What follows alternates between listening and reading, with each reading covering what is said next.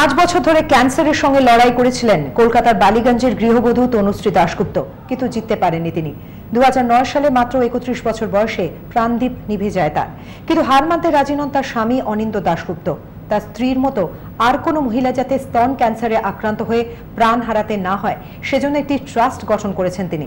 শুক্রবার দক্ষিণ 24 পরগনা ঠাকুরপুকুর ক্যান্সার হাসপাতালে পথ চলা শুরু করল তনুশ্রী দাশগুপ্তের স্মৃতিতে গঠিত সেই ট্রাস্ট।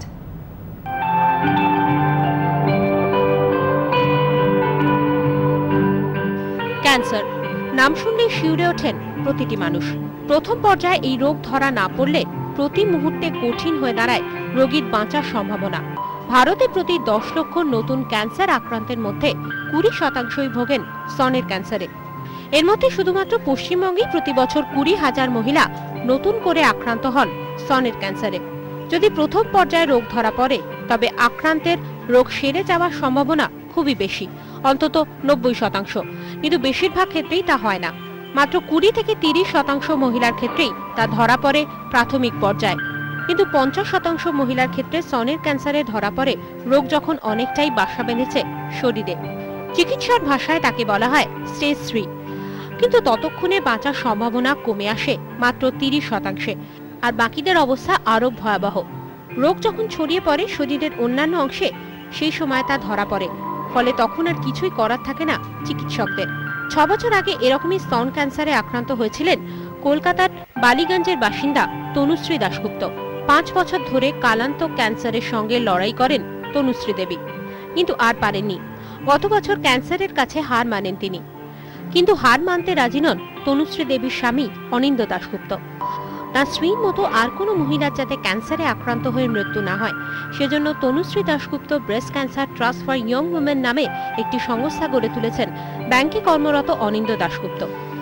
স্তন ক্যান্সার নিয়ে সচেতনতা বৃদ্ধির পাশাপাশি এই রোগে আক্রান্ত দরিদ্র মহিলাদের নিখরচায় চিকিৎসারও ব্যবস্থা করবে এই ট্রাস্ট। এদিন ঠাকুরপুকুর ক্যান্সার হাসপাতালে উদ্বোধন হলো এই ট্রাস্টের। শুরু করা হয়েছে ট্রাস্টে আমরা চেষ্টা করবো, এখন খুবই ছোট ট্রাস্ট, আমরা নিজেরাই করছি। চেষ্টা করব যত বেশি লোকজনকে অ্যাওয়ারনেস বিল্ড আপ করানো যায়, ক্যান্সারের অ্যাওয়ারনেস, কী জিনিস কী করানো উচিত। লোকজন ক্যান্সার শুনলেই ভয় পেয়ে যায় কথাটা, যে ক্যান্সার আর্লি ডিটেক্টেড হলে যে খুবই ইজি ডিজিজ টু ম্যানেজ, সেগুলো বলা। এই ট্রাস্ট গঠনকে স্বাগত জানিয়েছেন ঠাকুরপুকুর ক্যান্সার হাসপাতাল কর্তৃপক্ষ। অনেক ক্যান্সার আমাদের মহিলাদের মধ্যে বাড়ছে, বিদেশে বেশি হয়, আমাদের দেশে কম হলেও এখন দেখা যাচ্ছে শহরের মধ্যে তার ইনসিডেন্স বা যেটা হচ্ছে মহিলাদের মধ্যে সেটা সংখ্যা অনেক বেড়ে চলেছে।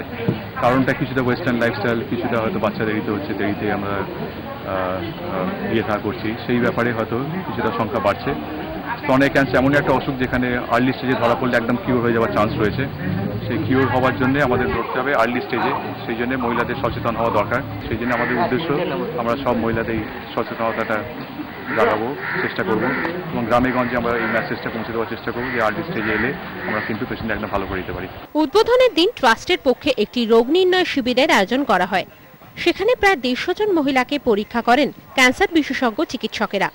অন্যান্যদের মধ্যে সেই অনুষ্ঠানে উপস্থিত ছিলেন সিপিএম নেত্রী শ্যামলী গুপ্ত, কংগ্রেস নেত্রী মৈত্রী সাহা, কলকাতা শরীফ, উৎপল চ্যাটার্জি, গায়ক রূপম ইসলাম সহ বহু বিশিষ্ট মানুষ। অনুষ্ঠানে তনুশ্রীর স্মরণে গান পরিবেশন করেন রূপম।